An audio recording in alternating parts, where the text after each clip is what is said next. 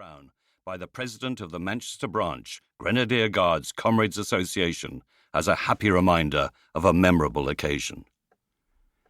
Mrs. Moncrief Brown was my grandmother. 13 full-page photographs charted the young princess's progress through Manchester on that day, 3/4 of a century ago. Her arrival at London Road Station, the parade of Grenadier Guards leaving the police headquarters en route to the cathedral via Albert Square, Piccadilly and Market Street, the arrival of Her Royal Highness at the cathedral, the Lord Mayor in all his finery presenting her to the Sub-Dean, the Bishop of Middleton and the Lord Bishop of Manchester, the march past at Albert Square, and the salute outside the Town Hall through to the presentations. Under the heading Presentations, a photograph shows the princess passing along a line of men and women. Those she has just spoken to look a good deal more relaxed than those she is about to speak to. And there, two along from Mr. C.G.S. Piggott, Honourable Secretary, Manchester Branch, Comrades Association, whom the princess seems to be addressing, and his wife, named sparely as Mrs. Piggott, is my grandmother, Mrs. G. Moncrief Brown. I remember her as an old lady, sharp and delightful, always at hand with treats like crunchy bars and Kit Kats. She could play the ukulele and was skilled with her hands, sewing fancy little toy mice dressed in their Sunday best, which in the early 1970s were on display in a glass cabinet in the Imperial Hotel Torquay and for sale in a gift shop on a cobbled street opposite Windsor Castle. What was she doing there in Manchester, being presented to Princess Elizabeth on Thursday, the 21st of June, 1951. In the photograph, she is looking down the line towards Mr. C.G.S. Piggott with a smile.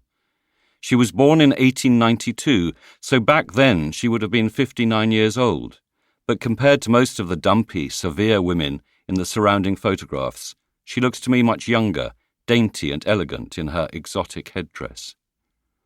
I never knew her husband, my grandfather, Andrew Moncrief Brown. He killed himself in 1940 when he was barely 50. His two sons, my father Peter and his brother Ian, were away at the war. My father told me that my grandfather was a demanding man, unforgiving towards waiters, often drunk and prone to great rages. Over dinner he would regularly pick a fight with my grandmother before storming off, slamming the door behind him. On the night of the 1st of September, 1940, he embarked on another of his perennial tantrums and stormed off, slamming the door, leaving my grandmother alone at the table. The silence was broken by a gunshot.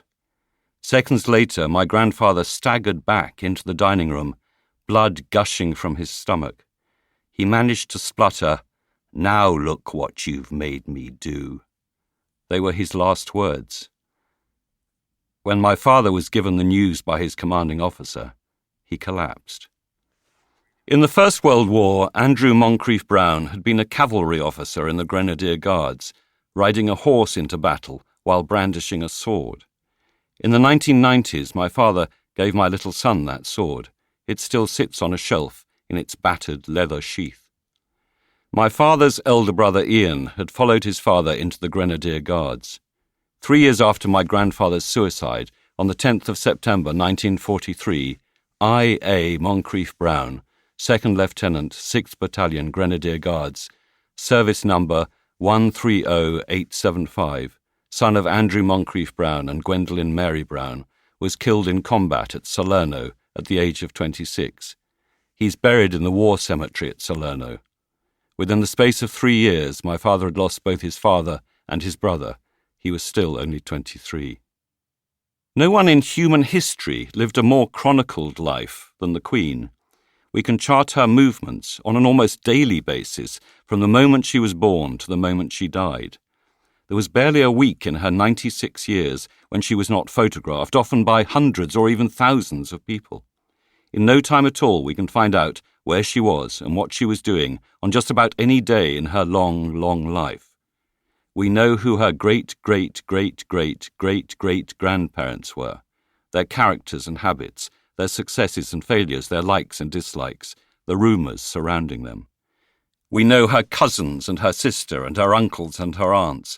We know her children and their children and their children, and many of us hold strong opinions about this one or that. Like it or